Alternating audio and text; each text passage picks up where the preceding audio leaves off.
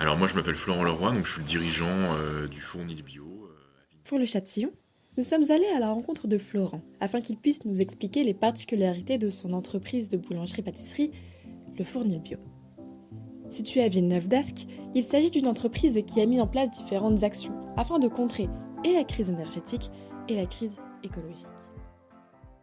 Vous n'êtes donc pas le fondateur de l'entreprise, Non, tout à fait. mais est-ce que vous pouvez un petit peu nous parler des débuts, quelle était l'idée de la personne qui a créé l'entreprise, qui était-il Alors l'entreprise elle a été fondée par Thierry de Coster il y a 25 ans, donc en 95. Pour la petite histoire, c'est un ancien négociant en produits phytosanitaires, voilà, qui à un moment a eu des problèmes de santé, qui du coup a créé un magasin bio et une boulangerie bio, donc en 95 à Villeneuve-d'Ascq. Et son idée, c'était vraiment de travailler avec les agriculteurs de la région pour développer la production et la consommation de produits bio en région. C'était ça l'idée de départ.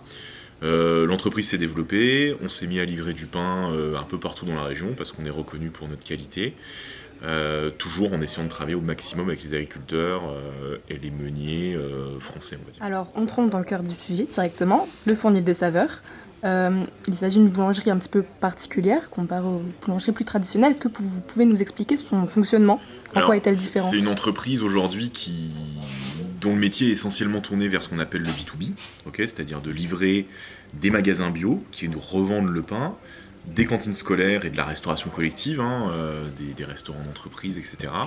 Donc ça voilà, on va dire aujourd'hui c'est 70% de notre chiffre d'affaires, c'est 30 salariés, des boulangers, des livreurs. Et là je suis en train de développer une autre entreprise avec des dépôts de pain bio dans des quartiers, avec une offre snacking aussi. Donc, on est actuellement dans une véritable crise au niveau de l'énergie qui touche Et c'est beaucoup, pas fini, voilà, voilà, le secteur de la boulangerie-pâtisserie. carrément. Et donc, du point de vue énergétique, comment vous faites face à cette crise? On est énergivore vraiment, c'est-à-dire qu'on consomme 200 kW par an, donc c'est quand même important, hein. Cuisson, froid, pétrissage, tout ça c'est des grosses machines qui consomment beaucoup d'énergie. Et moi, comme je suis un écolo assez acharné depuis quand même plusieurs années, il y a 5-6 ans, j'ai mis en place des panneaux solaires sur le toit de mon fournil en autoconsommation. Donc c'est très simple à faire. Moi, ça fait des années qu'on prône ça, notamment avec un fournisseur d'énergie alternative qui s'appelle Enercop, chez qui j'étais client jusqu'à il n'y a pas très longtemps, pour dire voilà, l'énergie, il faut faire attention, il faut qu'on soit le plus autonome possible. Et la meilleure façon d'être autonome, c'est effectivement quand même d'aller vers sans doute un peu plus de NR. Voilà. Donc nous, on a des panneaux solaires qui aujourd'hui nous permettent de produire et d'autoconsommer à peu près 10% de notre énergie, ce qui fait effectivement aujourd'hui beaucoup de bien à la facture. Ça ne va pas régler la totalité du problème, c'est impossible d'avoir un fournil en autoconsommation à 100%, c'est complètement illusoire, mais par contre ça aide. Donc, un autre problème aussi actuel, il s'agit de l'environnement, l'écologie. Donc vous êtes particulièrement sensible à ça. Qu'est-ce que du coup le Fournil des saveurs fait pour réduire son empreinte écologique? On est 100% bio depuis 25 ans, donc aujourd'hui c'est prouvé que l'agriculture biologique, très clairement en termes de qualité de l'air, de qualité de l'eau, de qualité des sols, il n'y a pas photo. C'est pas un label qui est exempt de tout reproche, mais voilà, il a fait ses preuves. Donc nous déjà voilà, c'est comme ça notre première action, et puis après on essaie de mettre en œuvre ça de manière cohérente. Donc on a construit un fournil qui est tout en bois. Voilà, il y a aujourd'hui, le fournil date de 2011, donc on n'est pas arrivé par hasard là-dessus. Les panneaux solaires, ils datent de 2015. Après, moi, dès qu'on peut faire une action autour de l'environnement, je pense qu'on l'a fait. On a passé tous nos emballages en 100% compostables, donc ça, c'est quelque chose d'important, en home compost. On a un de nos camions qui roule au GNV. Donc là, économiquement, c'était pas la meilleure idée que j'ai eue, mais par contre, c'est très cohérent écologiquement. On a tout un aspect aussi sur l'eau, où en fait notre eau est filtrée, elle est osmosée, et ça, c'est aussi quelque chose de très important. On a aussi un gros aspect social, où on fait venir des travailleurs handicapés qui font certaines tâches sur l'emballage de certains de nos produits, notamment. On fait attention par exemple, on fait attention à pas utiliser trop de carton. Aujourd'hui, c'est une vraie demande de nos clients. Ils ont ras-le-bol d'avoir du carton. Aujourd'hui, c'est vrai qu'on a investi dans des caisses, on a un système de rotation, etc. On fait gaffe à ça, quoi. Alors, j'ai une question qui va peut-être vous sembler un peu étrange, mais pourquoi ce choix de rester vraiment vers vos valeurs écologiques alors que économiquement, ça pourrait être plus avantageux pour vous de vous détourner de ces valeurs-là? Ça, pour le coup, c'est très intéressant comme question parce que c'est justement ce qui est intéressant dans mon métier. Moi, comme je suis chef d'entreprise et que je suis dirigeant, en fait, j'ai un seul boulot, c'est arbitrer. Des fois, on fait le choix économique, très clairement.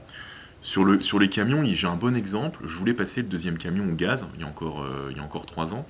Mais en fait, j'ai pas pu parce que mes livreurs, à l'époque, voulaient un rayon. Donc en fait, j'ai dû arbitrer entre mes valeurs écologiques, Une volonté de mes salariés d'avoir un haillon, du coup, parce qu'effectivement, avoir un camion haillon, c'était plus cher. Donc là, du coup, j'ai plutôt fait le choix de suivre mes salariés et d'aller vers leur, entre guillemets, simplifier le boulot et faire attention à leur dos.